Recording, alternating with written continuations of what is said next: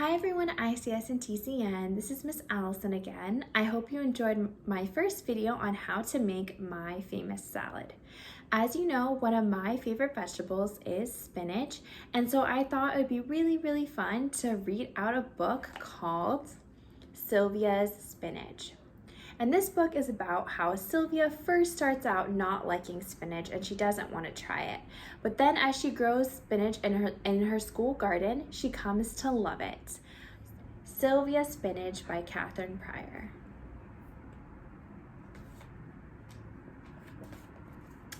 Sylvia Spiffins always said no to spinach. No spinach with my eggs, no spinach in my soup, no spinach in my sandwich, no spinach ever. Sylvia's parents sighed as she pulled the spinach from her lasagna, plucked the spinach from her salad, and pushed every last leaf to the tippiest tip of her plate. "But it's good for you," said Sylvia's mother. "You need your growing food," said Sylvia's father. "No, thank you," said Sylvia. On a drizzly gray day in March, Sylvia's teacher had an announcement. "Class, we are going to start a garden. We'll grow peas and lettuce and carrots. We'll grow potatoes and tomatoes and squash. We'll grow cucumbers and radishes and spinach." "Blah," said Sylvia. The teacher handed each student a packet of seeds. Wouldn't you know it, Sylvia got spinach. "Double blah," said Sylvia. Sylvia tried to trade for Penelope's peas. "No way," said Penelope as she rolled the little green balls in her hand. She tried to trade for cucumbers, tomatoes, and squash. "Nope," said Carlos. "Forget about it," said Terry. "Sorry," said Sam. Sylvia asked her teacher to please give her another vegetable, any other vegetable.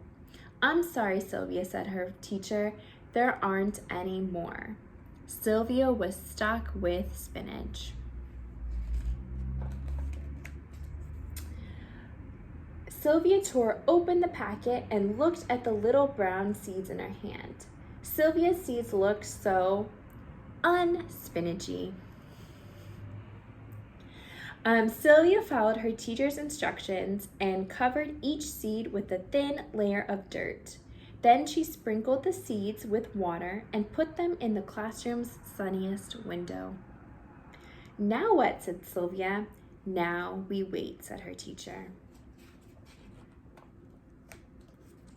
Days passed and the dirt still looked like dirt. The peas were the first to sprout, sprouting up out of the dirt like teeny beanstalks. Sylvia's dirt still looked like dirt.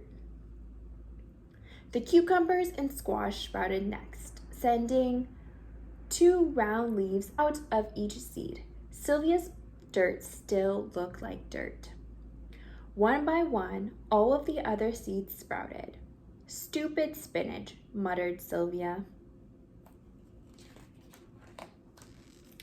On the first sunny day in April, Sylvia's spinach sprouted, sending 2 long shoots poking out of the dirt.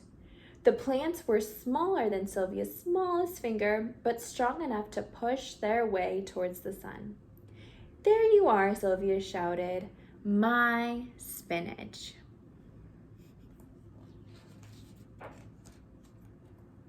Every day, Sylvia checked on her baby spinach. "Good morning," she whispered. She watered her spinach and made sure it got just exactly the right amount of sunlight. And every day, Sylvia's spinach grew a little bit taller and a little bit stronger. On a blue sky day in May, the students planted their garden. They planted peas and carrots and lettuce. They planted potatoes and tomatoes and squash. They planted cucumbers and radishes and Sylvia's spinach.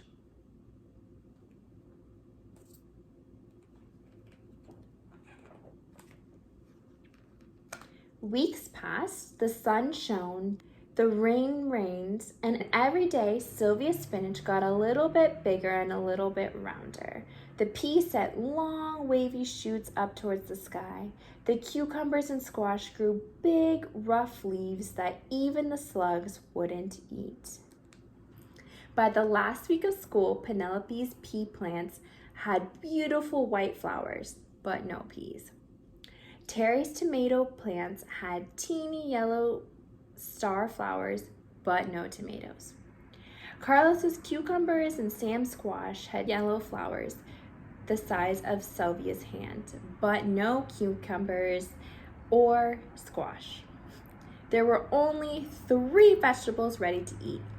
3, which were the lettuce, the radishes, and of course, Sylvia's spinach. Class, the best part about having a garden is eating what we've grown, said Sylvia's teacher.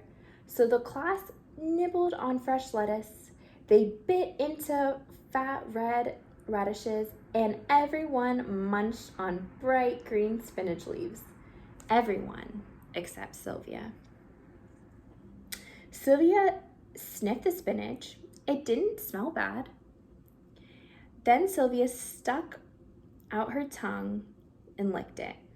It didn't taste bad. Finally, Sylvia opened her mouth and bit that spinach leaf in half. Crunch. Not bad, said a very surprised Sylvia. As the other students picked a little of this and a little bit of that to take home to their families, Sylvia picked bunches and bunches of spinach.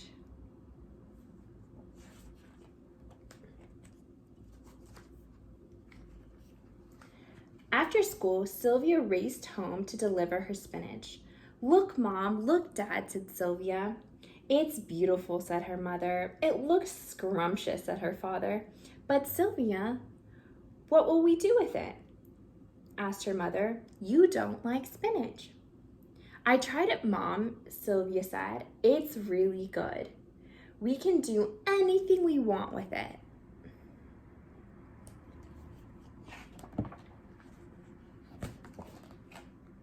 That night, Sylvia tried spinach in her lasagna. She nibbled spinach in her salad, and wouldn't you know it, Sylvia's spinach was delicious. The next day, Sylvia ate spinach in her eggs. She ate spinach in her soup, and she ate spinach on her sandwich.